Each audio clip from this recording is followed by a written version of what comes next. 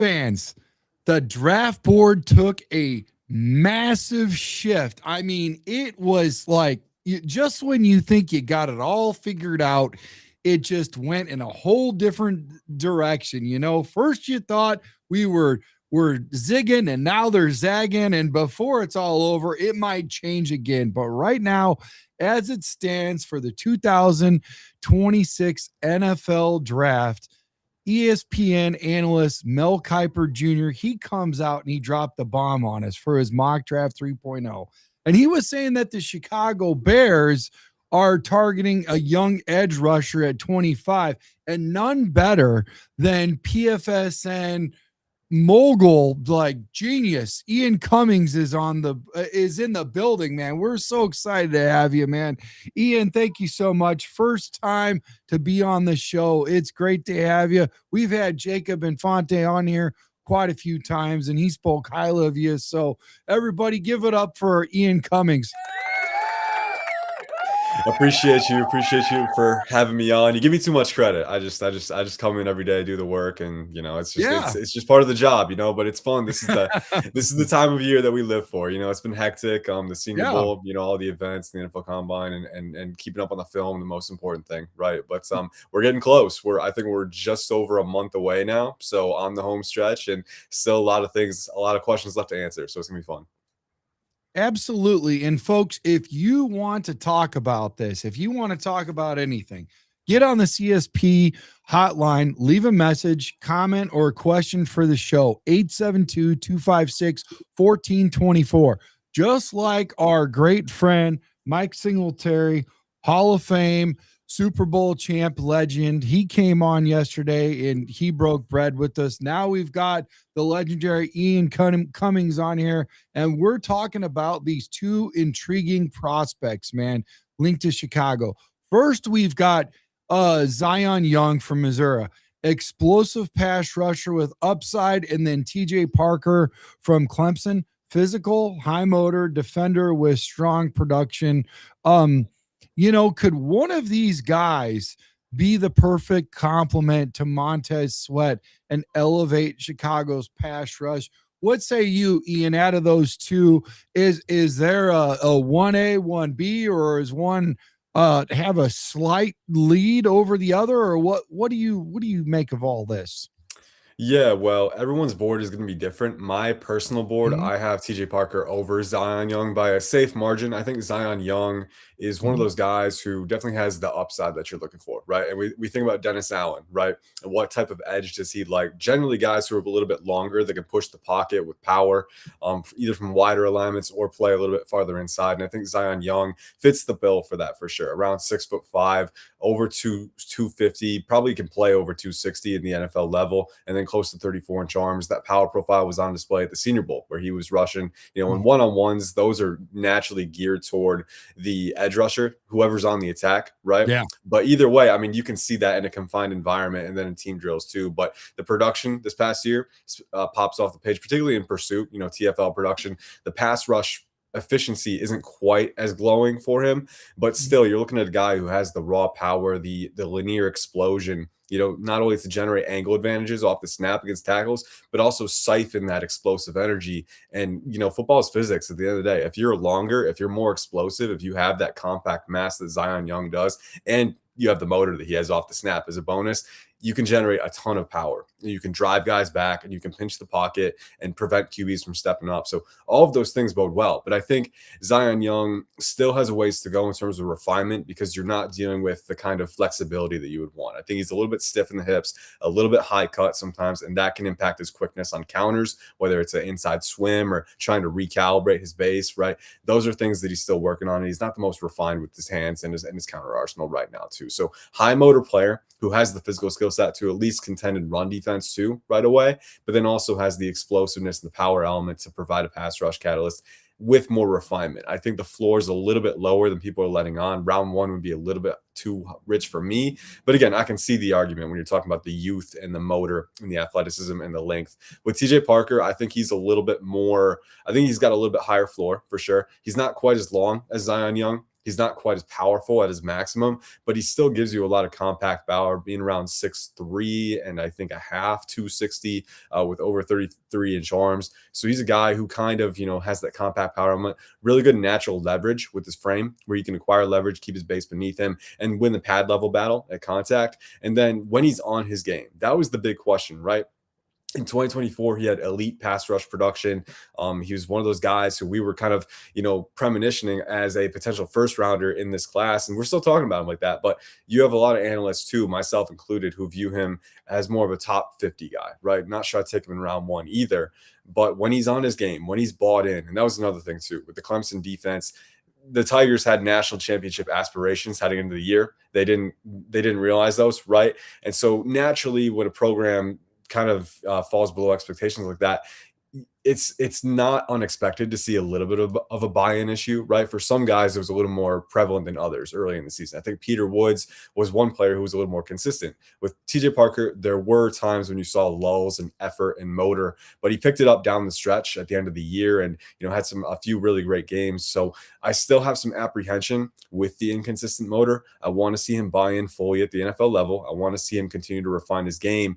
But if he does, you're working with a guy who has shown that he has a pass rush bag, right? He can use forklift power, right? He's shown that he can use a little bit of speed and finesse to get around the arc as well. And then in run defense too, the leverage profile, the strength profile, all of those things match up really well. And he's shown that he can stack and shed, establish half-man relationships, and maintain his gap outside. So I think with TJ Parker, when he's bought in and when he's being consistent, you do have a more sound, a higher floor player. But if you want to go with the ultimate upside that comes from the elite explosive power element and the motor, Zion Young tracks there. So two really intriguing prospects. Again, round 1, it's going to be polarizing. And I think there's a few other prospects who bear consideration there too, but both of them have redeeming qualities that make them legitimate fits. I mean, and you look at these guys, and thank you for the breakdown, man. Shout out to you. That was great, man.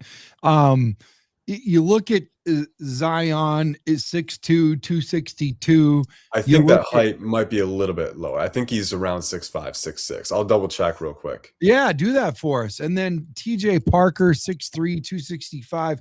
Very similar, man, in length and size and whatever. And, attributes as far as like stats go, and total tackles and sacks and all of that.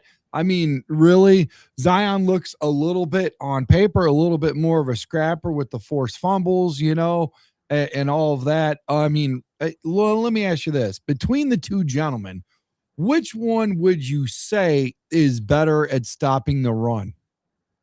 I would say it's difficult, right? Because it comes back to consistency with TJ Parker. When he's on his game, I do think he's a little bit more refined. I think he's a little bit better at acquiring leverage, and that's very important for run defense, right? You got to get your base beneath you. You got to win the pad level battle. You got to be able to get underneath guys and fully stack to establish those half-man relationships. But I think Zion Young, I think the buy-in is a little bit more consistent with him. I think the motor and the energy is a little bit more consistent with him. And he still has, and I just double-checked his measurements. He's 6'6", 262 at the NFL Combine, and 33-inch arms. Yep. So a longer we're guy. A little bit off there. We're 4 inches. We took. Hey, it's all good. There's the so many numbers flying around this time of year, man. It's fine. I don't fault anyone, but Zion Young, you're definitely looking with a guy who is, and you look at Montez Sweat, the profile there too. Similar height and mass, weight and all that stuff. Yeah, so all those things lend well to again stacking and setting the edge, and Zion Young's got the motor where he can decouple and enter chase and pursuit too, and wrap guys up behind the line. So I'd say TJ Parker, when he's on his game, is a little more technically sound, a little bit better at acquiring leverage. But I think Zion Young's motor and energy, I think those things in tandem with his size and his power, those are things that you can build on. Well, and I like that too, because, you look at this Sweat, you look at his numbers, and he had, first year Dennis Allen had really good success. And I think he'd have even better success if we built that interior defensive lineup. And I feel like we're doing that. I feel like we're stacking it with some good key, role players. And then they always say, that the defensive line is the most, changed out substitute positional group out of the entire NFL. So you got to have a lot of dogs in there, man. And here's what I'll say. you look at Mel Kiper Jr. This is what he said. He goes, the Bears had 35 sacks, 22nd in the NFL, and a lowly 28% pressure rate, 29th last season. Okay. Sweat had 10 of those sacks, but there wasn't much beyond him. Deo Odebengo, he was signed last off, be the second guy off the edge, but he managed one sack over 8 games before his Achilles injury ended in his season. So obviously that is where we're talking about, exactly why we're even looking at the Bears looking at an edge rusher 25th overall. I mean, really, when it comes down to it, you look at it and say, well, not to say that they're not going to get into your defensive line in the draft, because they might, and I say that might be, rounds 3 through 5, same thing with a center or whatever.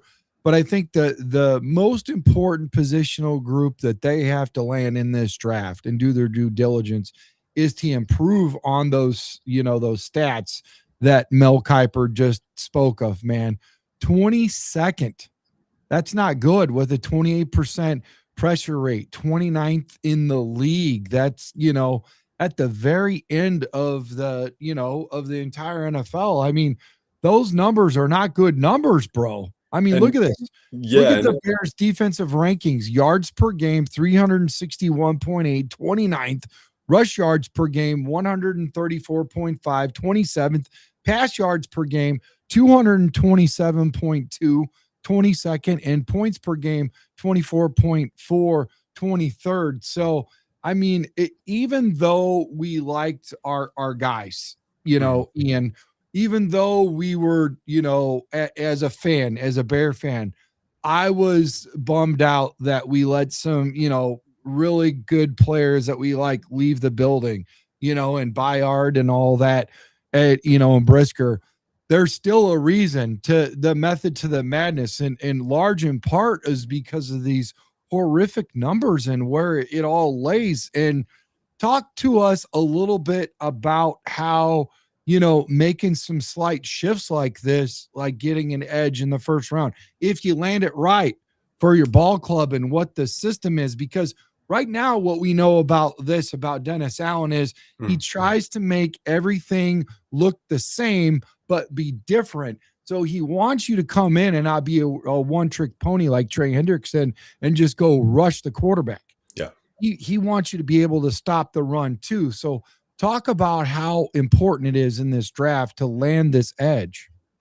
Well, it's very important. I think the one thing that I keep coming back to is watching the Seattle Seahawks, beat the New England Patriots in the Super Bowl, right? Like they had, and I think Mike McDonald talked about this after in the presser, like, the emphasis for that team and that scheme was that they had waves in terms of pass rushers, right? They had guys that they could keep fresh. And obviously, you're absolutely right, being able to disguise your intent. I think that's something that's, we're continuing to see that evolve. In the past, you saw teams either sit in 4-3 or 3-4, even front, odd front, but you have to be able to be multiple. You have to be able to mesh to the offense's personnel and still be able to play it any way that you need to, right? Whether that's playing contain and then transitioning to the pass or playing the run, like anything that you need to be able to do, like players are being demanded more this in the modern NFL. And I think having that versatility where you can be asked of something on any given down is incredibly important, right? So again, every scheme has different philosophies with that. You still see certain schemes like, Todd Bowles with the Buccaneers will always like those edge rushers who can rush from wider alignments, maybe a little bit smaller, right? But, I think, schemes are more and more transitioning to this all-encompassing schematic and situational versatility, right? So anytime I see a prospect who has that, I consider it a bonus, right? And so you look at some of these guys like TJ Parker and Zion Young, they have ideally, right, in an ideal system with ideal development, they do have that two-phase ability, right? They do have some alignment versatility, but also you're working with some warts that you need to work through, right? Like Zion Young, the refinement and the leverage acquisition, right? He can be a little bit high with his pads sometimes, the hip stiffness. How do you work around that? TJ Parker, right? the motor, the inconsistent buy-in, right? And sometimes not always being super in sync with his counters either. So all of these guys have trade-offs. It's going to be, but at the end of the day, if you're striving for that all-encompassing schematic versatility, it's really important. Now, the good news for the Bears, I will say, in this particular edge class, I do think there's a lot of depth of talent. I don't think there's a ton of I, I, it's an interesting class, right? Because you've got the guys at the top. You got Ruben Bain, you got David Bailey, you've got Akheem Mesidor, who I like a lot from Miami. Keldrick Falk, more of a high-level run defender, but has that pass rush upside.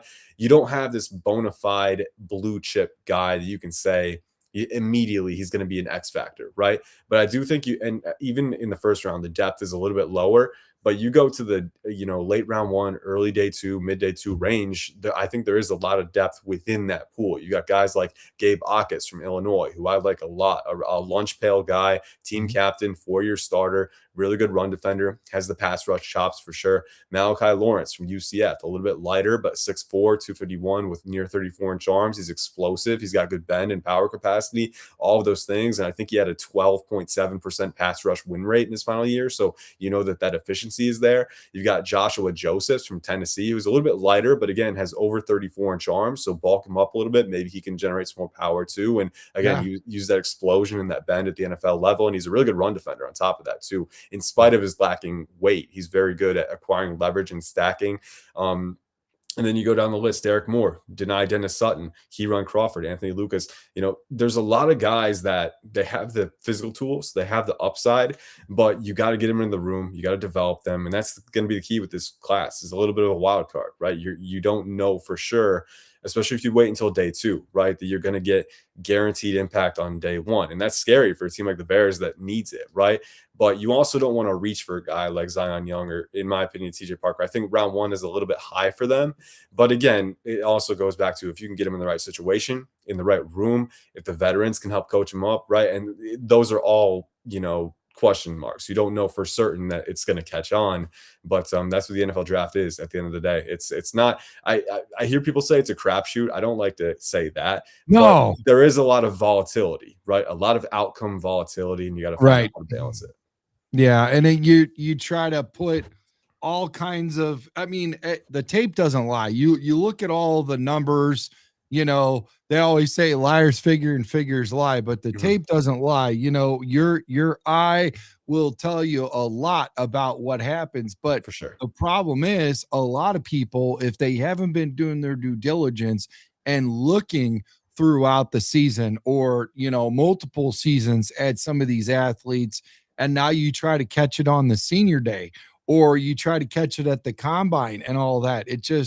It's not enough, man. You can get some qualitative, but you can't get enough quantitative analysis for that. And you can tell the ball clubs that really do, their homework on these players and see what they do. The evil empire up north, the Packers, they've forever been really good at drafting. I think at one point they had almost north of 40 people on their active roster that they drafted. That is really good. And I think that's how you take the North and you never give it back. You don't win the offseason and the regular season with free agency. You win it through the draft. Not only is it the cheapest way to come up, but now you're bringing guys into your program that you don't have to recalibrate. You don't have to retrain. There's a whole lot of people in the NFL that know it all. You might even see this in your secular workforce where this guy's like, well, on my last job, well, hey, great. If you did so well there, why are you here now? Okay. You might possess those skills, but this is a new team. This is a new playbook. Can you be able to work well with others? Can you can you perform? And I think that's where it really comes in, especially with the Power 5 schools, right? Yeah. Now, all of a sudden, you've always been that dog. You've always been number one. You come into the NFL, Ian, and everybody is number one. And it's a whole different ball game. So can you evolve in that space, or are you just like non-coachable, not trainable, and it's kind of it.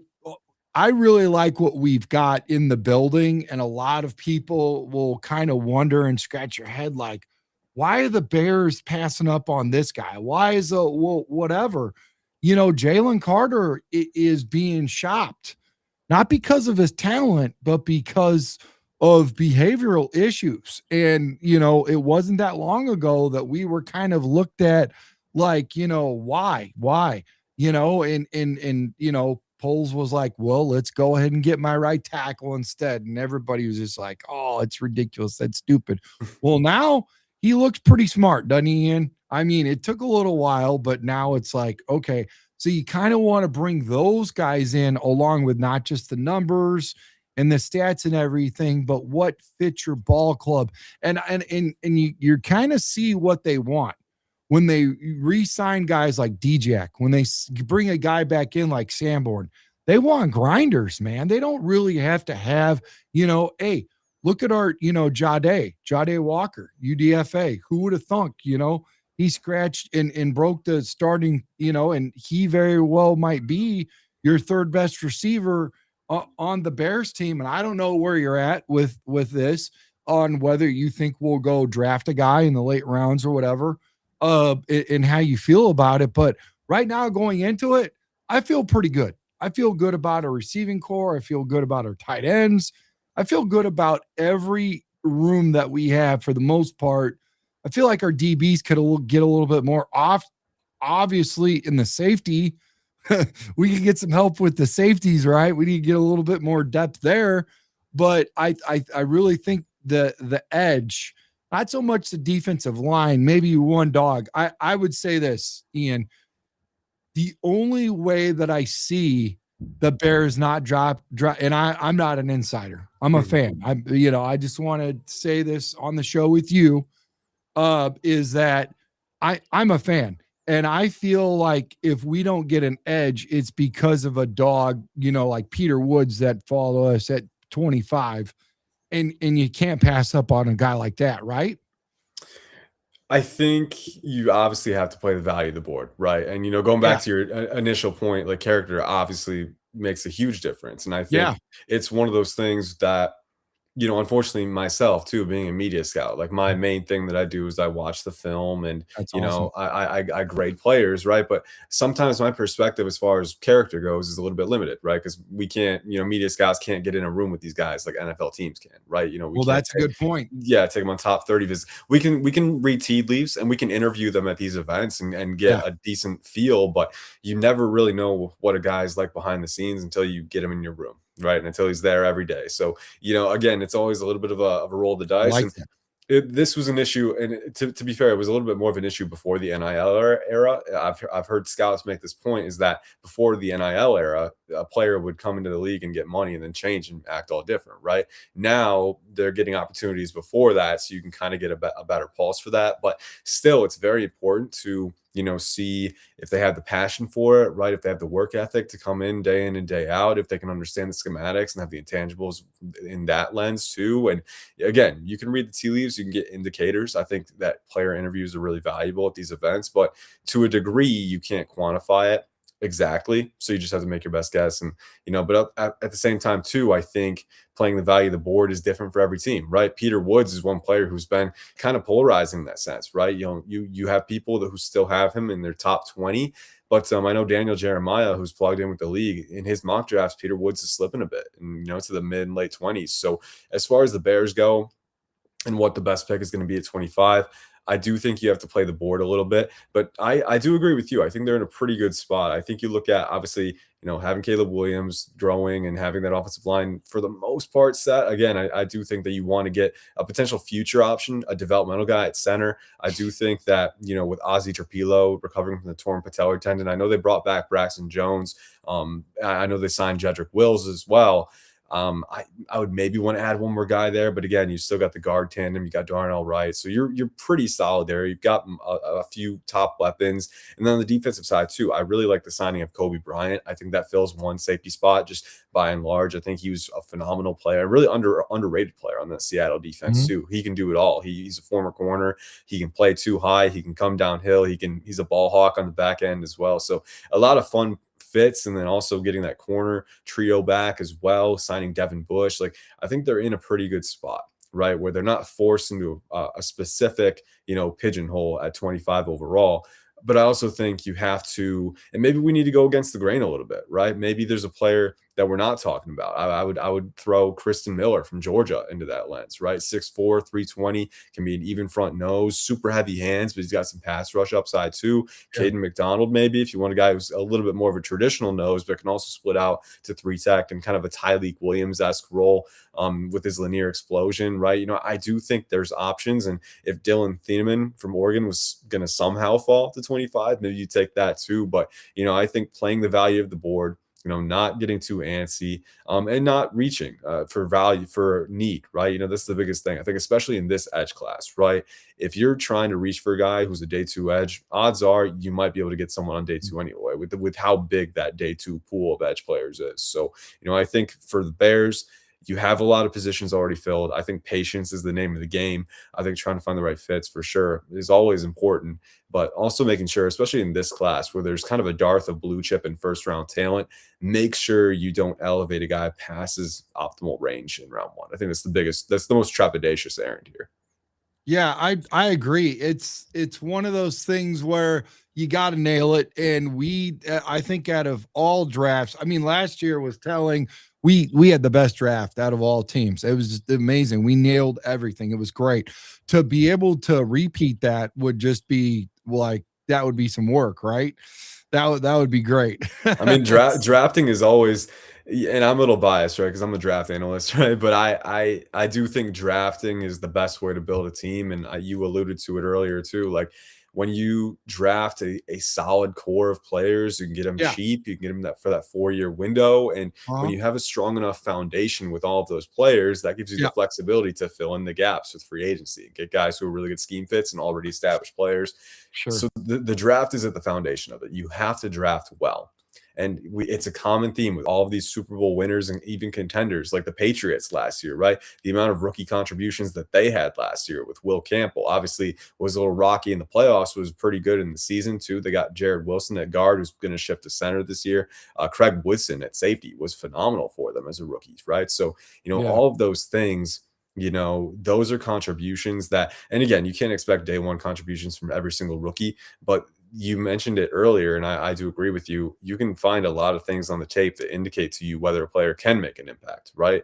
And if you scout well, if you do your homework and research and find these guys who are good scheme fits, but also optimal players to, take a leap early in their careers, I do think it's possible for a team to get ahead of the curve, right? So I think drafting well is the key. The Bears have done it for, especially this past year, right? So we'll see if they can keep the momentum going. But I do think the opportunity is there in this class, because you look at, there's a dearth of blue chip and first round talent for sure.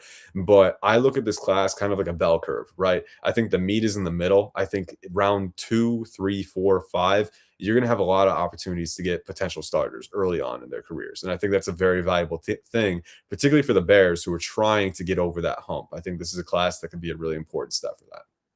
And I like what you say there. And I think it all comes down to leadership too, right? Because we saw Bayard talk about this just the other day, on the podcast. And he basically was saying that, man, he really appreciates how well Ben Johnson whooped them into shape, and that they really needed it. They really needed it. And it showed how, and he brought all those guys together within 1 year, being a rookie head coach. It's not just them, but his staff, his positional coaches, his assistants, everybody came together, and it was magic. It was special.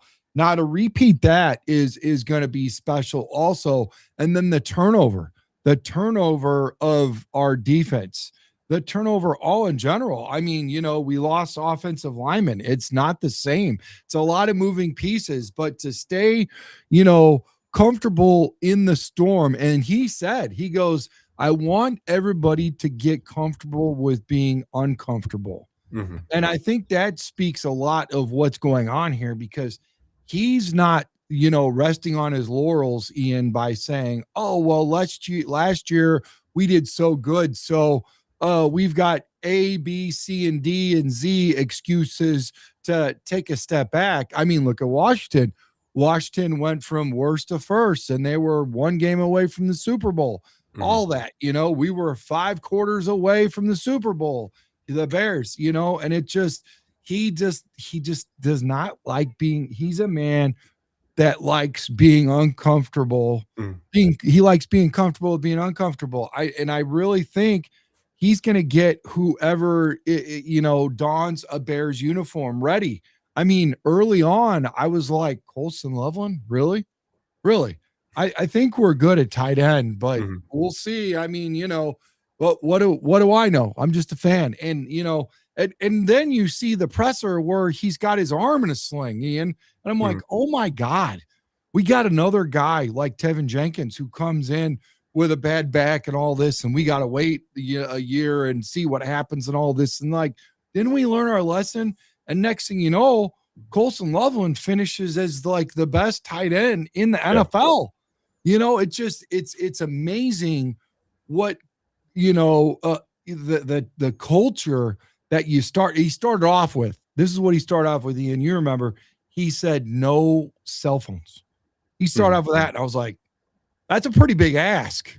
That's a pretty big ask, I mean, even for older folks, but for this generation that's coming out of the draft, it's even a few years removed because we got a really young team, and it's like, okay, so week 1 and 2, like, are you sure no cell phones? I mean, this team ain't really hitting. We're 0-2, like, is this good, better, best? Even, maybe you should give it a rest, coach. And then it's like, everybody bought in, bro. It was magical. It was special. And then it's like, the fourth quarter comeback. Okay. Well, first time, Ian, it's luck.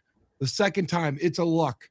And the third time, but by 7 times you win in the fourth, it's almost like we had that, Rocky Balboa. Yeah. Where you just get your face beat in, it looks like you went through a meat grinder, and then all of a sudden you come out on the other side with a belt holding it up. Yo, Adrian, and it's just so cool the way this team is crafted. But talk a little bit about the analytics and the numbers about what we see right now, because we're seeing a lot of guys who had high percentage, like the top 5 or 6 guys on our defense that had the snaps, that had the most playing time, are not on our team no more. It's like you had to play the guys because they were on the team, but we're looking to better those areas, those numbers, because they weren't good enough, I mean, why is that so important to get strong in those areas and not just be like, okay, well, Ian, we're just going to win it in the fourth quarter. We're just going to go into overtime. We're just going to win it, Yeah, well, I think what that is emblematic of, coming back time and time again, right? Grit and resolve are 2 things that you can't really quantify, right? But I also think in a team sport like football, right? Like there's 11 guys going on the field every time. You got 53 guys in the active roster. You got the practice squad guys, guys who are elevated, right? I think grit and resolve are qualities that you have to nurture within a culture, right? But it also, in a team sport, depends on the leadership at the top. If you don't believe in that guy at the very top, then you're not going to be motivated to come up when it matters most. You're not going to be motivated to go that extra mile, or have that extra bit of resolve when it matters most in those final seconds. So I think it's a testament to Ben Johnson and what he brings to the table. And speaking as a Michigan guy, we were pretty sad to see him leave, and you could tell that he was something special. He was when he was coming up. But I think there's also a level of you go through the ups and downs of the season. You go through these moments where, hey, maybe we're getting close to arriving, and then you mentioned it too, the turnover that comes, right? Having to replace all of these snaps. It's just a fact of the matter in the NFL. You can't avoid it, right? So you bring back the guys that you want, and then you look for scheme fits and player fits in the NFL draft. And it all comes back to information gathering, right? Like you need to never, and you mentioned it too, like the no cell phones rule that he implemented, right? I think at the root of that is, time is a resource. And it's not something that you can misuse, especially in the NFL when it's so competitive. you really need to be searching for any possible competitive edge that you can get. And if using time more efficiently is part of that, then I think at the very root of it, that can help you do other things well too, right? Whether it's film study, extracting information from the film, going into week preparation, schematics and understanding and being in sync with your teammates and having that cohesion that you need. And we've seen how teams have suffered when they didn't have that, right? I think the Raiders is one good example from this previous year, right? I think that offensive line, not having the cohesion to execute just general schemes like gap and zone, like you need to have that cohesion and that ability to play, as one within 11 parts and using all the time that you can to maximum efficiency. That helps a lot with that. So I think Ben Johnson hitting the nail on the head with that. I think they're on the right track, but again, turnover, you got to replace a lot of snaps. It's a fact of the matter. It doesn't change from offseason to offseason. So you just have to figure out how to navigate it effectively. Yeah. And doing more with less, honestly, we're scraping. People aren't really understanding. And I'll be honest, I'm kind of baffled too that we haven't tried to restructure any of these contracts. I really feel like this draft is more important than we think, man. Than when we think. I really think, this is the year where we shift our focus on helping Caleb out and helping out guys like Sweat and Jalen Johnson. Can we do that on the other side of the ball? I mean, make no mistake about it. We need to be honest, man. Edge needs, Sweat needs help at the edge, and I'm not saying that Booker isn't that dude. It just, very well that the best defenses the Bears have had, there was multiple dogs on the edge that helped out. It was, one after the other. It wasn't. You got to have waves. You got to have waves. Thank you. Thank you. Yes, I agree wholeheartedly. And I will say this, here's the question from Mel Kiper. I got to ask you this question after I, share this, this comment with you. He said, despite struggling to find consistent QB pressure for a few years, Chicago hasn't used a top 50 pick as an edge rusher since Leonard Floyd went 9th in 2016. It's been a decade, bro. So let's change that. Young had 6.5 sacks and 46 pressures last season, playing with power and a full go motor. He'd bring some intensity to the Bears front. I mean, I like that. I like the way you broke him down, but honestly, is it a potential? Do you see where maybe, there's room for Leonard Floyd to come back? Do you think that he potentially could come back on this team? Do you think he'd be a good fit? Do you think that there's space for him, or is this not the right fit? Well, I think Leonard Floyd has always been one of those guys who's, kind of a journeyman a little bit, right? Yeah. He's never, and last year, 3.5 sacks, 11 QB hits. I think he had almost 20 pressures. So, a solid year, right, with the Falcons. But I think being 6'3", 240, I don't know if he's the Dennis Allen type, right? And I think if you bring Leonard Floyd back, you're maybe dealing with some redundancy between him and Austin Booker, right? I think ideally Austin Booker serves as the kind of designated pass rusher in the rotation, right? For the Bears, you get a guy who can contend a little bit more on early downs with higher weight and mass. I don't know if Floyd would fit well into that rotation. So I think my gut feeling, looking at it from a surface level, there might be some redundancy, right? He's a veteran. He's experienced. I think he could give you some pass rush juice for sure. But I don't know if the juice would be worth the squeeze at this point when you can maybe add another younger guy with a little bit more upside potentially in that rotation. So it's worth looking at, but schematically, I don't know if there's a fit there. Right. Yeah. I'm wanting the same thing because honestly, he's not good and not well known for, stopping the run either. Now, I will say this. Some guys are being really hard on this Zion Young, saying that he's not even going to go in the first. He's not worth it. He's going to be a second or later pick. Where was the shift with Zion? I feel like it was after the pro day where people really got a good look at him and saw what type of attributes and what he brought so they could take a deeper dive and see, because his stock it really boomed. He went from 40ish to quite possibly cracking the first round, and we're the back end of it. We're the last 7. So I mean, it does make a lot more sense now. I will say this Mesidor, I don't think a lot of people know about his health.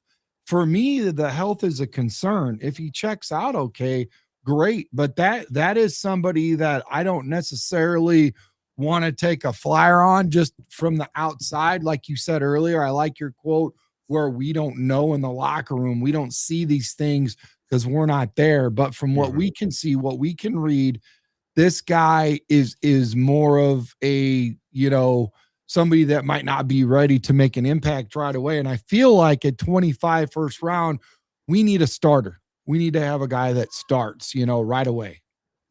Yeah, and I here's the thing with medicals too. You got to take it case by case because every case is different. And unfortunately, there is a level of entropy to medicals, right? Like you could have a guy who's got, injuries in college that ends up having a clean bill of health in the NFL. You could have someone who has a clean bill of health in college, and then they end up getting bad luck, right? So there's a certain degree of entropy that you can't predict. I will say about Akheem Mesidor, he played 10 games in 2020, 13 games in 2021, 11 games in 2022. 2023 was the year where he was limited to just 3 games with a foot issue. But he later revealed that was partly due to a cleat issue, not fitting properly, causing some discomfort. So, 2024, he came back, he played 13 games. He played 15 games for Miami in 2025. So availability as of late has not been an issue for him. So I think there's reason to be optimistic there. And then you watch the film too. I mean, he's going to be a 25-year-old rookie. So if certain teams have certain thresholds when it comes to age. That was something else I looked at. Yeah. So that's kind of the big thing. But I'm of the mind, and especially in this particular class, right? And we're kind of seeing it more with the NIL era, right? Where players are staying in school a little bit longer and they're coming out a little bit older, right? I think that's fine. And especially for the Bears who need that component to win now, I think Akheem Mesidor would be a really good pick, actually. And let me check my board real quick. He's my 20. I think the COVID years are still rolling out, to be honest with you. So there's I think we're still on the tail end of that. Yeah, for sure. Tail end. So you got to take that in consideration, Yep, for sure. And it's one of those things where age, again, some teams have really strict thresholds with it. Like the Packers usually don't take older guys. They're one good example. But I think, if you're a team like the Bears, who you're in win now mode, you're trying to compete, you're trying to get over the hump, you need an edge component. Akheem Mesidor is 25 years old as a rookie. Yes. He has some medical concerns that I think have been alleviated at this point. I don't think they're ongoing. And you look past that, the tape is phenomenal. I mean, he's playing across from Ruben Bain Jr. and he's stealing the show half the time. I mean, 6'3", over 250, uber explosive, quick, but he's also very technically sound. He's really good at using angle IQ to, offset tackles and get him off balance and capitalize. Doesn't sound like he's going to be there at 25. The way you keep talking this guy up, I just don't see it being even an issue. Like, here's the thing. And that's the thing, like, again, the age, the medicals, the arm length as well, because he's not the longest guy. Like all of these different elements of uncertainty could push him down enough to be, again, if I was drafting, he would be going before that pick, right? Right. But again, we don't know, right? And you listen to him speak too. He's a really high character guy. He understands the nuances of the game. He'd be a phenomenal pick. I think he's a really good pass rusher, really good run defender too, high motor guy, understands leveraging, and then has the athleticism that you want as well. So again, we're talking about, instant impact edge players for the Bears who need that. Yeah. Akheem Mesidor is a great fit. I would take him over Zion Young 10 times out of 10. Okay. But I don't know if he's going to be, again, I don't know if he's going to be there. And then if he is there, again, the Bears have their own independent evaluation as far as medicals, age, length. And if he doesn't fit that profile, maybe they pass him up too. So again, I think there's a little more unpredictability with his evaluation. But if you can get past all of that, the film is phenomenal. And I think it spells well for his future. Okay. Yeah. You know what? And here's the deal. I just feel like he's out of reach, but if he's there, and they take him, hey, why not? And it all goes to, it's almost like you see the trend. You'll see like offensive linemen and then there's a run for, receivers. So you might you might get lucky and get this edge later, so we'll see what happens. Same thing with, running back, obviously it's starting to make its way back. It's obviously, in the playoffs, Super Bowl, all of that, people are starting to see the value of running back. So who knows what, I mean, it's a very weird animal, bro. I can't tell you which way it's going to go. I'm glad I'm not the guy to have to be able to tell you, or at least guess, that's just too much for me, but, it's going to be exciting. It's going to be fun. And I'll be honest with you, it's been a while. It's been a long while since we have actually looked at the back end of the draft. Yeah. But and this is a good thing. You can relish that for sure. Yeah, for sure. Yeah. And I will say this. Dennis Allen, obviously, you look at Antoine Randall, okay, and you look at Ben Johnson and Ryan Poles. They're all used to drafting this late because the teams they were on, the Chiefs, the Lions, the Saints, they had come from winning programs, so they know how to strategically, listen, there ain't no way we're getting Mesidor in the top 10, top 15, top 20 when we're at the back end of it, so they get used to it, right? They get used to that, Ryan, and they get used to drafting, and I think that's why those type of teams have built teams to last instead of like a flash in the pan. And I told somebody this earlier. I don't think Washington was a flash in the pan. They had some injuries, they had some bad stuff go on, but they know who they got in the building with their quarterback, and you can see what they're doing. And they're definitely going to strike gold again. I don't know if they're going to get that far, but they're not going to be bottom feeders at all. No, they did well in drafting that young quarterback in Jaden Daniels, didn't they? For sure. And I think Washington, part of the lesson with what happened with them last year, right? Because you mentioned it, they went from worst to first, and then they went back to worst right away, right? So it's like, what happened there? I think part of the trepidation there is I think they might have gone a little bit too all in on depreciating assets last year, right? I like that. You're looking at a team that made the NFC Championship, and they're like, okay, we're on the cusp. Let's get all of these guys who are, pushing 30 or 30 plus or have injury issues, and then, half of them either regress or aren't available for half the year, right? I think they overinvested in depreciating assets, and it really hurt them, right? So I think you look at some teams like the Bears, who are in free agency now, and they're getting Kobe Bryant, who's still in his mid-20s, right? I think getting guys who are on the way up or in their prime, I think that's the best thing, because the Commanders, they were the oldest roster in the NFL last year by a sizable margin, I believe, right? So you don't want to go too far in that direction if you're trying to get over the hump, because the ground might fall out from beneath your feet if those assets aren't solid. So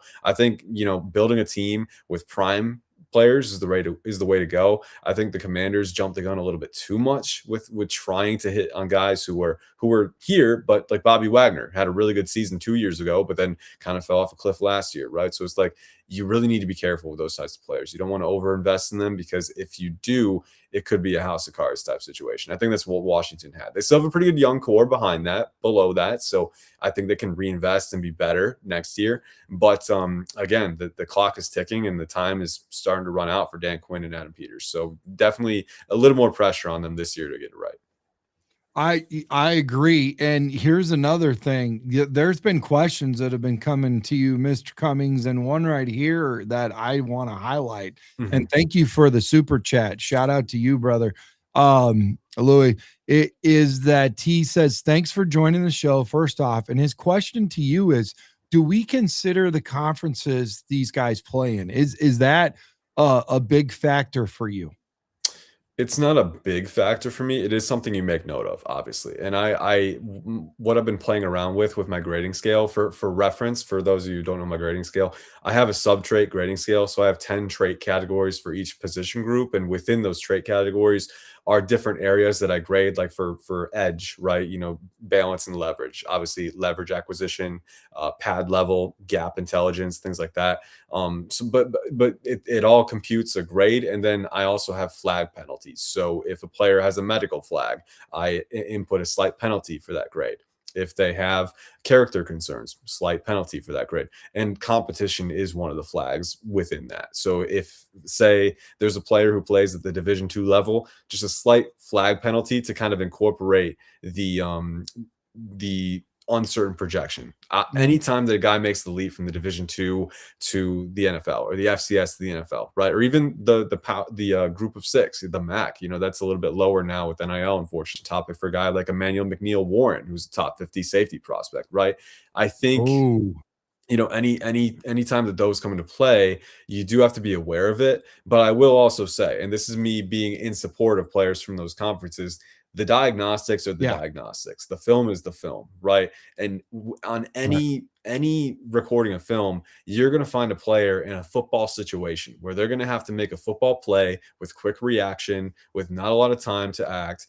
And you can diagnose whether they have this stuff in those moments. I go back to the Senior Bowl a few years ago. It was Quinn Miners from Wisconsin Whitewater, Division II or III. Oh, wow. And he's out here overwhelming guys in one-on-ones and team drills. Like, even though these guys come from smaller conferences, you can isolate the diagnostics and find out if they have what it takes. I think Emmanuel McNeil Warren is another really great example where you watch his film at Toledo. Yes, the competition level was lower, but you're also seeing a player who's so balanced on his pedal for being a guy who's almost 6'4". You're seeing a guy who's incredibly intelligent when it comes to route concepts and maintaining spacing. And then you're seeing a guy who comes downhill with physicality and can lay the wood as well as anyone in the SEC. So it's like, you can isolate the diagnostics, identify those characteristics without being, obviously you need to take the conference level into account. And for me, I institute a flag penalty just to incorporate some of the unpredictability that comes with acclimating to the NFL, because sometimes guys can't make that acclimation, right? But also you can identify the diagnostics and make a determination for yourself as far as whether they're capable of doing it.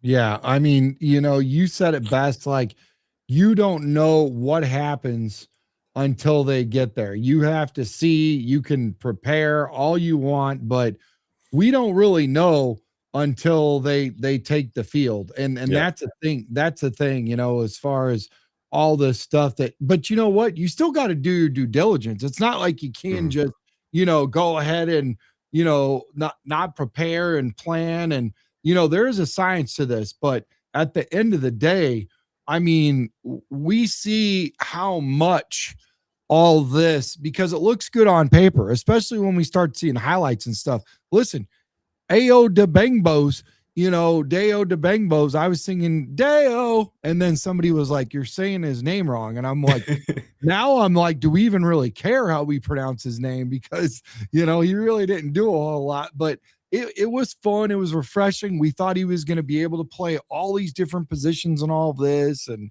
they broke it down, and, I drank the Kool-Aid, I'm not going to lie. But now here's the time where this PFSN, this mock draft simulator, man, this better than anybody. I would like to dive into this with you really quick. We got 7 rounds, Chicago Bears, PFSN, select players list. We're going to go fast, and you're going to pick for us who we're going to get. So are you ready? Let's do it. I'm ready. Okay, you are going to make Ryan Pohl's job so easy today. So here we go. Ryan Pohl's, if you're listening, pay attention, because there's some good stuff going on here. Here we go. We're going to make your job a whole lot easier, sir. Delegating is always fun. What's that? I always in favor of delegating. For sure.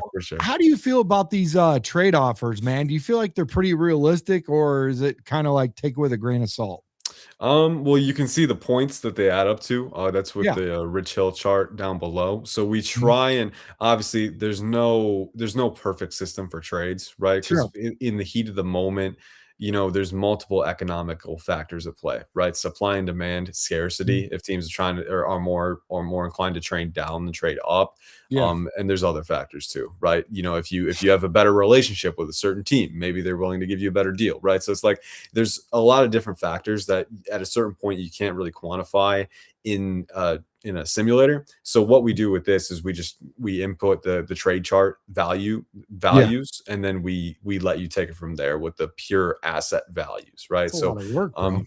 Can you? Yeah, and I got to give a shout out to Ben Rolfe. He's our product director. He's the one in charge of the trade values. I do the player write ups and I update the rankings and things like that.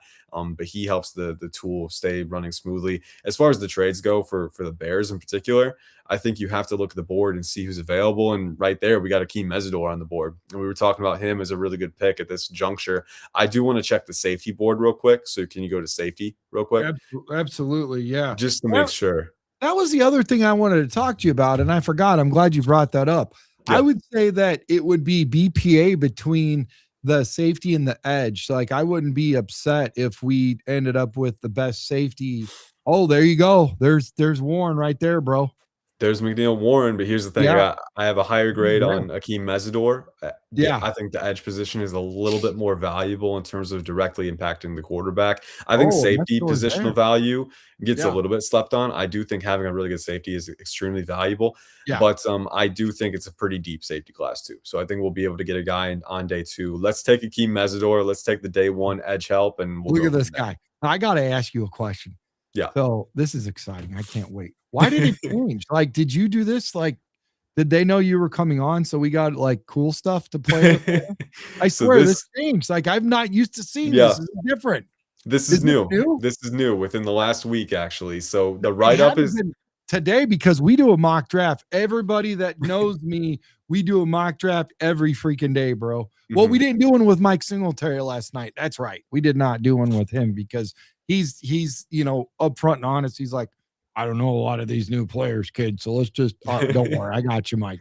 So maybe it was yesterday where it came out, but like I said, this is new for us at least. Yeah, this is new. The write-ups are the same as they were in the MDS previously, but you also get different things with it. You get the composite grade, which is my film grade. So it's not going to line up exactly with the rankings because we input, we also take into account gamification for some of these guys. Like Ty Simpson is one example where he's more of a fringe top 50 guy for me, but if scarcity drives him up, we want him to be ranked a little bit higher in the MDS to account for that.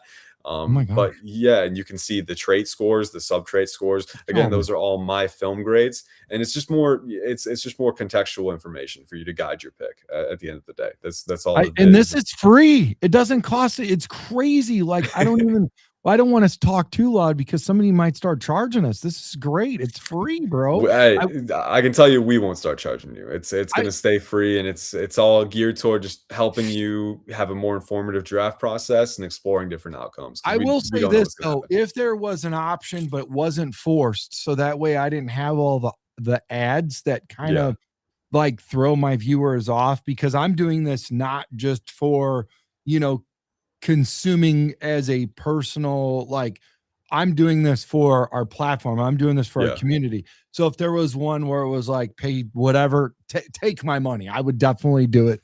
But I'm good. I'm good this way too. I don't mind clicking a couple boxes. We're going, but no, man, I love, shout out to you guys and the rest of your team. Please tell them we were happy with the way it was, but this is bananas. This is great, dude. I like this a lot. Yeah, and this is pulling from our NFL Draft HQ that also has all of this information too. So it's been a lot of fun putting it together. Obviously, it's still fairly new. So any feedback that you or anyone in the comments have, always feel free to reach out and provide it. So we'll try and make it the best that it can be. The old format that I saw, when it said the RAS score NA, I was told that they didn't have a senior day yet, so that's why there was no RAS. Is that accurate or no?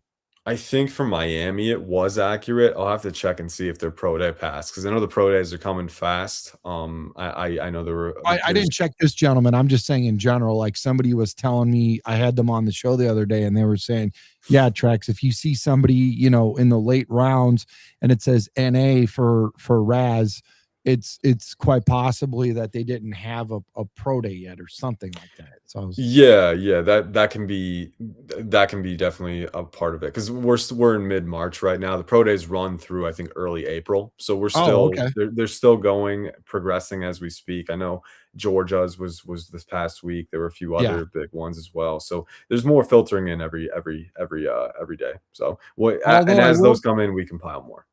I will say this. I feel like that Times mock needs to be checked, because we've already done 131 mocks, and I'm not saying we draft him every time, but there's got to be, meatballs out there that mock draft as much, because we'll do Oh yeah, for sure. what I normally do. We won't do this for you because of time, but I like to do one for my community, for the guys in the chat. And then I will do one myself, or I'm just the GM and I pick whoever I want. It's fun to see how far apart we are. And it's also fun to see how much of the same guy that we pick all the damn time. So this is what I like about having you on, because you're an insider, but you're an outsider from us. So you're picking. And who did you decide to pick? You said, go ahead and go with Mesidor. Go ahead and go with Mesidor. Yep. Okay. We'll send in the card and we'll get that edge help from Montez Sweat. And I used to do the chime, the NFL chime, but they freaking copyright me and told me to take it Oh down. no. Come on, are you kidding me? That's no fun. Dude, that's no fun. That's pretty tough, man, to freaking hit me on that. It's like a doorbell ding or something.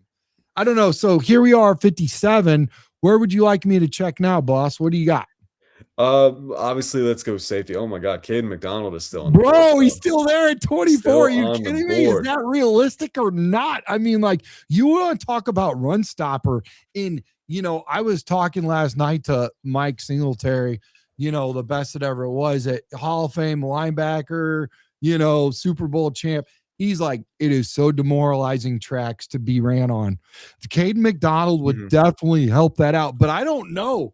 I don't even know if that's realistic, bro. Like 57, and he was supposed to be picked at 24. Yeah, and this is the time of year where this is really valuable, right? Because like the mock draft simulator is built to entertain as many potential outcomes as possible. But at this, so like if there's even a 0.01% chance that a player was going to fall, like a player in the 20s was going to fall to 50, we wouldn't want to bar it off completely, unless there's a certain threshold where it's not realistic, right? So I think with Caden McDonald, we can explore a pick cap, and what we can do is we can input a multiplier into our MDS system that at a certain point, like if we say at pick 50, the multiplier goes up tenfold, usually he won't get past pick 50. So we don't have a pick cap for him yet, but this is actually really, really valuable. I can go back and I can check this, and we can institute a pick cap for him, because I do agree. I think it's a little bit unrealistic. Bro, like I've never seen him fall this far.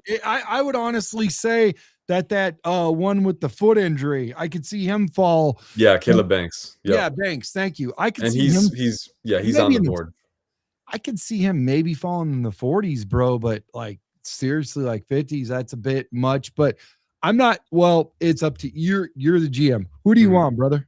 Oh yeah, Caleb Banks is still there. Wow, he is still there. Yes. So let's pass on McDonald, just because I will institute a pick cap on the MDS tool tomorrow. That way he doesn't fall this far. Thank you for bringing this to my attention. I hope we're not getting anyone in trouble, dude. I want to. No, not getting anyone in trouble. It's just it's a natural part of the process. I'm not about this life. So. Looking for guys that have certain pick floors. Yeah, and we'll go from there. But we'll pass on him just for realism here. Let's check the safety position. Bro, hey, people in the chat, how refreshing is this to hear that we've got one of the pioneers from PSN on right now, PFSN, and he's saying that they are going to make this more realistic because they saw what happened on our show. Isn't this cool, guys? This is cool. This is like history is being like happening right now on the show. Well, the end goal is always making it the best product it can be. Right. So any way we can make it more realistic, I would rather have an open mind to that than say, oh, it's fine. I love that, because there's just like some people that would just shoot it down and just like tell you, no, that's just how it's gonna, and you're like, so like, this is cool. So, okay. So where are we looking right now? Let's check the safety position, see who's there right now. Yeah. You're big on this safety. Like we got Genesis Smith at 53. And then Kamari Ramsey at 70, and then we drop down to Louis Moore is Indiana. Okay. Can we check corner real quick? I'm looking for one player in specifics. Yep. Okay, he is not on the board. Okay, I was looking for maybe trading Stooks from Arizona. He can play safety and corner. I'm a big fan of him, but he's not on the board. So that's we will not pass. We will pass on that. I will say I don't love the value at safety here. I think Genesis Smith is he's a good player for sure. I like him a lot in coverage in particular, but in run support, he needs a lot of work. And I don't think for the Bears, who they probably like to play a lot of split field with Kobe Bryant and whoever else they get, Genesis Smith would be coming downhill a lot. I wouldn't feel super comfortable about that. So I think, what do you think about center here? You think this is a little too high for a prospective successor to Garrett Bradbury? I used to think that we would grab a center early, but I'm hearing rounds 3 through 5, we can get a pretty good center and work them out and eventually take over, but not right away. So I'm wondering if that's a little rich in the second round to go after a guy that's going to sit behind a guy, because obviously it's Bradbury's job to lose, or, the best ability is availability. So that's when you would probably implement your second string center is what I'd say. So for me, the long answer, I took it all the way around instead of walking across the street, the block, is that I think it's a little early. It's not unreasonable, but I think there's so many options right now, and I'm kind of overwhelmed. So I'm glad you're on the show, because this is the hardest part for me. I don't know why, but 57 and 60, I feel a lot more pressure than the first round. Oh yeah, for sure. Honestly, these are the picks that I overthink the most, because there's so much. I did hear this Jaeger Burton, if I'm saying his name right, out of Kentucky. I heard the Bears looked at him and he had a pretty good day.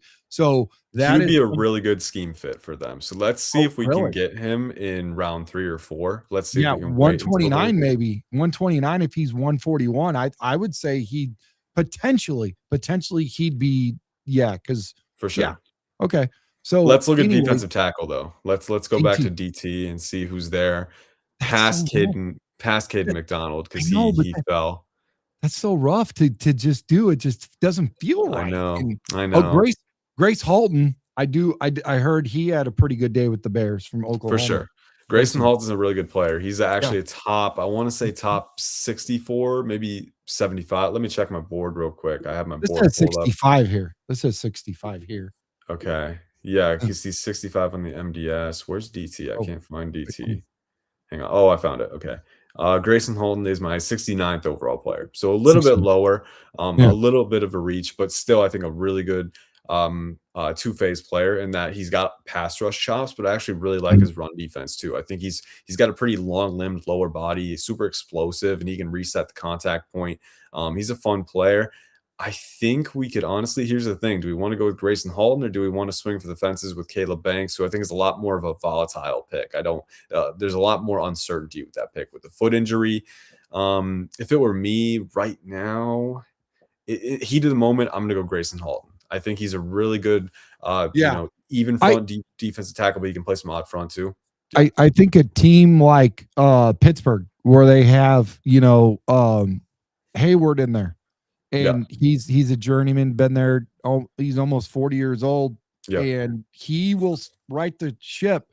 He'll stay the course, and then wait for Banks to come in, learn a little bit. If he goes down, then Caleb can come in. But you're not necessarily. I feel like that would be a better fit for a team like that. Whereas we need an impact guy like right away. Like, you need to get on uniform. You will get some snaps and play in the game, And I think Halton is that type of player for sure. We should probably keep an eye on a nose tackle later on, just to get into the rotation. But Grayson Halton, I think he fits the bill. I like him a lot. Okay, we got him. So now we're at 60. We got a trade coming in from the Giants. And here's what I always tell the folks at home. I do not like trading in these folks. You can counter, obviously, but if the Giants are offering 105, which is 45 picks later, and then they're like, oh, well, we'll throw you a second. I'm never going to be able to see that second. Because we don't really have, this isn't like a fantasy, or not a fantasy dynasty. Thank you. A dynasty. So if that was a dynasty, then I potentially would definitely be interested in leveraging next year. So if that's something you guys could look at later, that'd be super dope, man. Yeah, for sure. We have had discussions about that. I So know that's stay probably a stay lot of stay work. tuned. But yeah, I'm not trying to give you more work. I swear to God, that's not why I asked you to come on here at hey, all. it's part of the dude. Yeah. Honestly, it's Yeah. part of the job description. It's fine. It's That would be dope though, because like I'm asking you to do something I have no idea on how to do, Mhm. but if you could do it, it would be super cool. It would be very cool. Because I would definitely look at next year. Now I will say this: if I got a seventh pick for next year or sixth pick, I'm like, sorry, Ryan, I got rid of I leveraged next year's later rounds for this year because it went from like orange to green as soon as I dropped a 7 from next year, and I don't have to worry about that. You do. So, Exactly. yeah. All right. So where are we at right now here? Do you want to go ahead and look at the center position now? Because I think we were no 60. Yeah, we're waiting. We're waiting on the Yeah, center. let's I'm thinking here. Safety. Looking at the needs. Let's check the safety board again, and I'm gonna see Genesis if Smith there's is right off the rip. He's the number one guy there, and then you got Kamari Ramsey at 70, and then Louis Moore at 80. So yeah, so I'm checking my personal board real quick just to cross-reference the grades. Genesis Smith is my highest graded player, wow. highest graded safety left on the board here. But I am leaning because here's the thing: it's the 60th pick. Yeah. Lewis Moore from Indiana is my 64th overall player. I like him a lot. I'm fairly higher than the consensus on him. But I'm comfortable in that evaluation because he is very, very. I think he's a cerebral player. He's a little bit smaller, doesn't have the longest arms, but he's incredibly instinctive and fluid in coverage. He can play too high, he can play a little bit of single high, but he can also play short and intermediate zones and click and close on curls and hitches and really play physical at the catch point too. Wow. I don't think there's any trade-off there, and he's a playmaker. I think he had 6 interceptions this past year. So my comp for him is Julian Love. I'm a big fan. I think he can play split field if you need him to, and I think he fits what the Bears would be looking for at the safety position. So me making the picks here, I'm going to go with Lewis Moore. I think he's a great fit across from Kobe Bryant, and I think he fills a major need. There we go. We got safeties off the board, and you heard it first. And that's interesting because no way in hell would because I don't know what you know about these guys. There's no way in heck I would drop that far into that safety when I'm looking at the numbers. And then this is what I do. Okay, here's the deal. We'll pretend like I don't know nothing about Bud Clark. And rightfully to the point of the only thing I know about Bud Clark is he played for TCU. And when I click this thing, it tells me a lot about him. And then I go with that. And if I like what I'm hearing and seeing and all that kind of stuff, then I'm like, okay. And I did some stuff with PFF. I wasn't a fan. I really wasn't. There was some stuff in there that I thought was pretty cool, legit, but I like this a lot more. And I look for, punch words like ball hawking and all this kind of stuff that stands out. And I'm like, whoa, this is good. This is what we could definitely do. You know what I mean? So, but that's where I'm at. Like, and I feel like that's where a lot of people metabolize that just don't really know about this and just like mock drafts because it's fun and it's exciting. And you can learn a little bit more about guys, but getting back to that. So we'll pretend like Michael, is it Tafe or Taff? I think it's Taffy.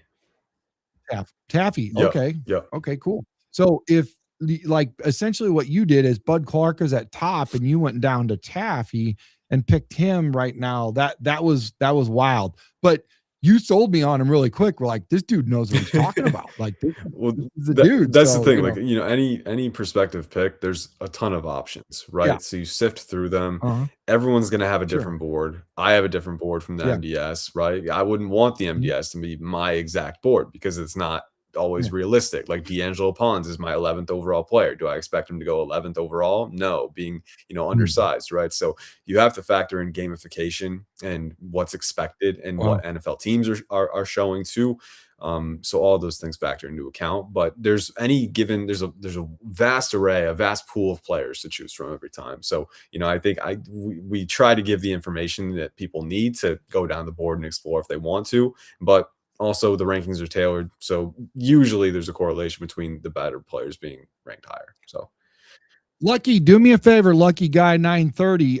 Make sure you slide into my DMs on Instagram or X app, and I will send you a jersey of your choice in my store if you show me proof that you've subscribed and you commented. And thank you for, I believe you're a first time viewer. It's hard for me. I really don't miss much when people are on the show and I see a new name. So thank you for being a part of the show. And I will say this, Ian, you travel pretty well. We've had a lot of people on the show already. So at pick 89, what are you looking at right here? I mean, first best available is Elijah Surratt from Indiana. I mean, that's kind of interesting there because we know they had an explosive offense, but I feel like we're pretty good at receiver. What say you? Yeah, I mean, Roma Dunze, Luther Burden III, you would know more about Jedi Walker than I do. I Yeah. know that, and I know they signed Khalif Raymond as well from Detroit, who Oh yeah. has experience with Ben Johnson. And me personally, there was one year I went to Lions camp in person and saw Khalif Raymond, the way he moved. Like, the dude moves different, man. He's so quick and fast, and I know he's getting older, but still a good guy to have in the rotation. But it stands to reason. From my perspective, there is the potential to upgrade at wide receiver 3 for the Bears if they wanted to, if the right volume was present in round 3 or round 4. So let's toggle over to wide receiver and see what we can get here. Okay. Yeah. Let me 1 second. I did something to the screen over here. I'm trying to undo. Oh my gosh. All right. So okay. So receiver. Here we go. So Boom. we've There we got go. Elijah Surratt. We've got Bryce Lance as a speed guy, another speed guy with Brennan Thompson, Kendrick Yeah. Law, Malik Benson. So Elijah Surratt is the top guy remaining. My only concern with him is the athleticism. He maxes out pretty quickly on the vertical plane, not the most explosive, but he's again one of those cerebral players who kind of fits that utility movement Z role where you can use him off motions. You can play in the slot. You can play out wide a little bit. I think he's a pretty nuanced route runner. He's really good at the catch point too. Can be a red zone asset for you as well. But again, doesn't have the dynamic ability, the dynamism that I would be looking for. So I'm probably going to pass on him with this pick. And I don't Oh, I love do like the fact that he blocks well, though. He does And, block well. and Yes. that's one thing that Ben Johnson says: no block, no rock, and he's at a 9 out of 10. That's pretty darn good, bro. It's pretty Oh yeah, darn for good. sure. Yeah. For sure. And he that's not something that falters on the film either. Like, he's consistent with it. And one thing that I love about Elijah Surratt is I think he began his career at St. Francis and was an immediate producer. I think he had double-digit touchdowns as a Yeah. freshman. And Oh then wow. he went to James Madison and was very productive there. And then obviously Indiana. So he's produced at every level. And I think he just has that cerebral mindset of he just knows how to win at multiple levels, and he's going to be a really good player. But the athleticism is the one major concern for me, because the Bears, with who they have at receiver. Roma Dunze had a really good athletic profile. Luther Burden had a very good athletic profile. So I don't know if he's going to fit that type of mold they would be looking for. But let's look at center real quick and see what the value is looking like at the Fulcrum. At the center. Okay. Yeah.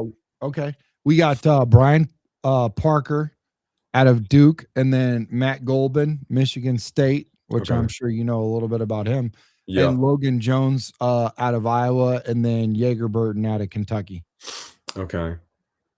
I'm leaning towards trying to see if we can get Jaeger Burton at 129. So you know I what? think so. Yeah. You know what? I'm talking myself into the Elijah Surratt pick just because he's a really good utility player and he's a really good Really? blocker, wide receiver 3, and, Wow. and he's a red zone asset. I mean, here's the thing with Elijah Surratt. I understand the athletic profile, but also he's a late hands master. I mean, he's so good at using Yeah. positioning and timing to win at the catch point. And Mhm. I do think having a guy who can be a really good blocker that can help, clear open lanes for Luther Burden and Roma Dunze in the run after catch phase too. So the Bears offense already has a ton of dynamic weapons. I think Surratt you can make an argument that he can be a glue guy, a utility guy who helps it all mesh together. So I'm cool going Surratt here. We've already hit a few really important needs. So I Okay. think we can take the utility guy and help deepen the weapon score, and then Wow. try and get the center in round 4. Okay. Okay. So you got running backs here. Mhm. You already know who's available there. Yep. Okay. So, and then offensive tackle, you still got some pretty good What do you say about offensive tackle? Is that somebody that you could pick up later on? Is that where you're at with that? Because obviously we have some uncertainty there, but Yeah, you're I think willing to pass all of that up and go for this Surratt. I mean, I'm with you. You're going to get your guy. I'm just trying to understand what the what your game plan is for this. yeah, I think running back you can get. Here's the thing: they got DeAndre Swift, they got Kyle Monangai. I Yeah. don't know what the long-term contract situation for Swift is, but Mhm. you could get Jonah Coleman if you wanted to. But Yeah. I also think I do like some of the later round guys at running back. As far as tackle went, Drew Shelton, I don't know if he'd be the right fit for the Chicago Bears. Ozzie Trapilo, they Mm. liked his size. They loved Darnell Wright's size and athleticism. Drew Shelton is a little bit closer to 6'5", Mm. 308, 33-inch arms, and he does struggle a little bit with power. And he doesn't have a ton of power output. So I think, you Mm. know, the tackle position, we might be able to get some guys later on who have more of the size and athleticism they look for. And we know Yeah. Braxton Jones as well, really long, athletic. So I think the player fits, not quite at that range. But here Oh, we go. there's your guy. Here we Yeah, go. Jaeger Burton's here. Send in the card. Send in the card. send in the card. I like it. I like how you talk. For those of you who don't know Jaeger Burton, very athletic player. He's played guard and center in both guard spots, but projects best at center. I think he needs to improve his pad level and leverage maintenance a little bit. But again, he's super athletic. He's explosive. He's rangy. He's got the hip flexibility to execute reach blocks, and he can play wide zone and get out in space. And then he's a pretty smart pass protector too, as far as dissecting blitzes and stunts and keeping positioning too. So I like him a lot. He's more of an early to mid day 3. I know some people have talked about him maybe being a top 100, more of an early to mid day 3. I think he's the optimal value here, but he's a future starter, I think, if he can improve his leveraging. So, Man, I'll tell you what, good information, good content. Now we come to our last 2 picks in the 7th round, 239, 249, 241. What say you, man? What are we so far? This is who we've drafted, folks. Akheem Mesidor, edge, Grayson Holton, defensive tackle, Oklahoma, Lewis Moore, safety, Indiana, Elijah Surratt, wide receiver, Indiana, Jaeger Burton, center, Kentucky. You might have to turn in your card if you're a fan of another team besides the Bears, because I feel like you're really helping us out, brother. luckily, I try to stay neutral. Living Yeah. in Lions territory, I might get some Yeah. heat for giving you guys a good class, but it's fine. It's fine. All the information is public. They can use it too. But Yeah. I hear you. so I'm thinking, let's look at tackle and running back. I think those are the 2 positions that we were kind of talking about earlier. Offensive tackle. Yeah. Yeah. So you got this is interesting. I'm glad you're on. Riley Malman, Wisconsin, Chris Adams, Memphis, Alan Heron, Maryland, and Travis Burke, Memphis. Where are you at with this? Where do you land? Let's go with, before we make a pick, let's go check running back real quick. I have an idea. Oh, of where no, I'm leaning. Winnington. They just said he had a pro day with the Bears. They worked him out or something. Yeah, he's a good player. I think he's a really good utility back. He's a player who has enough speed to get out in space, and I think he's a pretty instinctive runner too, as far as pressing IQ with blocks and the ability to change directions. And he's kind of short, stout, sawed off, not the heaviest guy, but again has good compact mass. He's shown that he can receive a little bit. But one thing I think that I really like him for, and this is one reason that the Bears really liked Kyle Monangai last year too, high level pass blocker. He brings the energy and the effort. He's shown that he can acquire leverage and slab linebackers who are blitzing the A gap.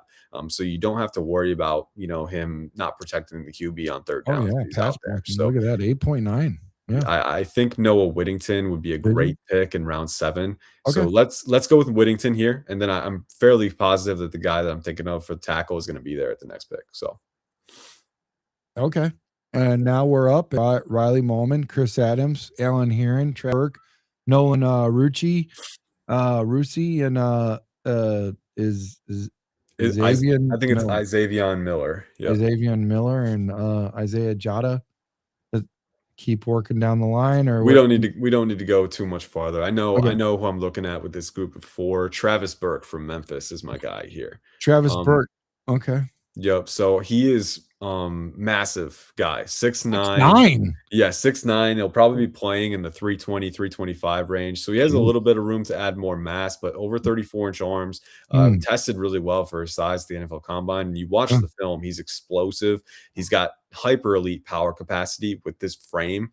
And I do think that, for his size, he's pretty flexible in the hips. Again, there are some, aberrations. Again, I think leverage maintenance is going to be a big issue for him that he'll need to be vigilant with. Pad Yeah. level, obviously, when you're 6'9", you're going to be taller than most guys out there. But I do think in the run game, he's a mauler. He's really good at driving power and getting guys off the line. He can execute reach blocks as well, or drive blocks or down blocks. And then in pass protection too, I think he flashes a pretty good pass set. He can be kind of disjointed sometimes. So I do think he needs to improve his angle discipline and his timing with his hands, precision with his hands. But all the tools are there. The temperament is there. And I think he can be a really good swing tackle at the very least. Folks, once again, this is Brandon Trackside from Chicago Sports Podcast. I have Ian Cummings from PFSN right now. We're doing a mock draft on PFSN. Exciting stuff, learning a lot of good things from this guy. Seriously, man. I do have to ask you a question while we draft this guy.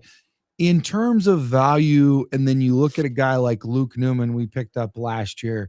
Yeah. Where are you at in terms of like Travis Burke's of ability and Luke Newman? Who would you say, if they were both available right now in this draft right now, where would you go? Luke Newman, Michigan State. Okay. Yeah, Michigan State. Yep. Um, Remember, it was last year we drafted him, but I think don't- fifth round. Fifth round, did we get him? Maybe. Was it? It was the 6th round, actually. Sixth round. Yeah. Oh wow, look at this. So I think I don't know. it depends on what you would be looking for at this point, because I think Luke Newman had some tackle guard flex. He was around 6'3", 305, right? Yeah. So I think if you're looking for more of a tackle guard flex guy who can play in the interior in a pinch, I don't think Travis Burke would be able to do that, being 6'9". I don't think he can reduce. I think you're mainly just looking at a tackle only player. So it would come down to what you're looking for at that pick. Do you want a guy who can be a position versatile depth piece who can play tackle or guard? I think I would take Luke Newman in that case. If you're looking for an upside developmental tackle with athleticism and size and power, then I would take Burke. So it would be a case by case thing. So in that aspect, we were looking for a guy that could do multiple positions, and that was a good. I think he was also an option at center, like emergency or something. So, Yeah. so that was really cool. So I'm glad you flexed that knowledge and helped us realize what's going on here, and that there's a reason behind this, So yeah, There's a reason behind everything. That's the way. Right. Yeah. So we got 7 picks here, all really good. I wish there was is there a grade here where they will grade us? There is no grade right now. Ben is working on those, right? So stay tuned. We could have that very soon. Grades are tricky, right? Because like me personally, I like to maintain the subjectivity of it, right? We don't know what these players are going to do. We don't know what outcomes are going to occur. And I would never want to tell you, oh, you got an F, right? Because we don't know what's going to happen. But I also do understand the merit of draft grades, right? And if we can base it off of rankings and stuff like that, that's what we're exploring right now. And Ben is actually actively working on that behind the scenes. So it's gonna be fun when we finally put it together and we can bring it to realization. You think that'll happen this year? It could. Or is that it could. Stay tuned. Stay tuned. That's all I'll say. Man, you guys are working around the freaking clock, man. For sure. Like 7-Eleven, Yep. So yeah. All right, man. So tell everybody really quick where they can find you. If you got any new projects going on, you've all obviously shared some really cool stuff that I'm sure the general public just doesn't even know. So I hope they're watching, because I'm excited, man. I got more, like, I just wanted to learn about you and your skill set and whatever. And I learned way more than that. It was a great time. I hope you enjoyed your time with us also, but tell everybody really quickly where they could find you, man. Yeah, for sure. And I had a blast. It was a great time. You can find me at IC_draft on Twitter, X, formerly Twitter. I can't stop calling it Twitter, so we'll just stick with that. But you know what? I've never seen even a company that's worked so hard to unbrand themselves, and yet we still call it Twitter. It's crazy, bro. man. It's crazy, but it'll Yeah. it'll always live on. But yeah, IC_draft on Twitter. Any draft questions you Okay. have, feel free to tag me, hit me up, and I'll always try to be responsive. As far as the work, the MDS, the reports are being updated, but then also we have our NFL Draft HQ that we are continually updating with my grades and the sub-trade grades as well. So a lot of things still cooking, still getting refined as we get closer and closer to the draft. But that's the way of it this time of year. That's our prime focus, and it's what we live for. Yeah, mum's the word. We want to keep it. You're not going to give us all the 11 herbs and spices, but you're going to give us a little taste, a little dab will do you, So, hey, man, thanks again for your time. Appreciate you. And you have yourself a good night. Hopefully we can have you back on again in the future, Yes, sir. Anytime. That would be awesome. So you have yourself a good night. Okay. Yes, sir. Thank you. You as well. All right. Bye. See ya. All right, ladies and gentlemen, once again, that was Ian on here. And now we are going to look at some of your comments, man. How about that? That was like, I already knew his skill set. Okay. But I mean, it's different. It hits different once they're on the screen. It was so good, wasn't it? It was so good. So stay tuned. We got a lot more. Not tonight. We're done.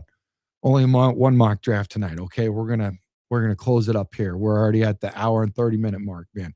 I just want to tell you guys, no matter what kind of day you're having, no matter what kind of crazy is going on in the world, we can always come back to this place. We can always come back to this middle ground where it's a safe place. We could talk about our beloved Chicago sports, our beloved Chicago Bears, and we can just enjoy this community and just wrap our arms around this awesome community, man. And the community starts with you. The community starts with what you're going to put into it. I can't make this community grow any more than you guys are by yourself. And I want to give you guys a huge shout out and a salute, for everything that you guys do, for bringing in all your friends and family. And you could spend you could go to so many other channels and spend your time elsewhere, but you chose to spend it with me. And that truly, that means a lot, because I look forward to this long day at the steel mill, work, long hours, the weather up and down.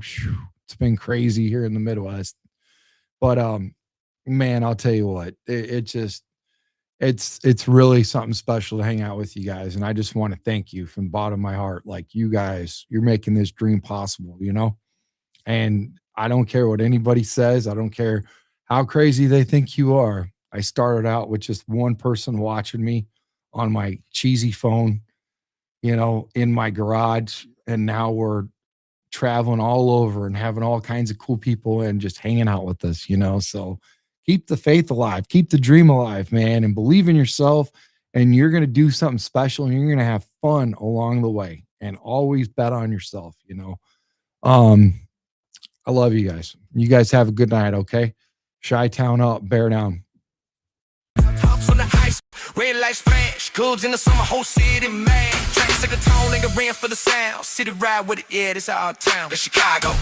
Fucking here with land in Chicago. Sports podcast, yeah, we in it. Cut the tape, cut the car.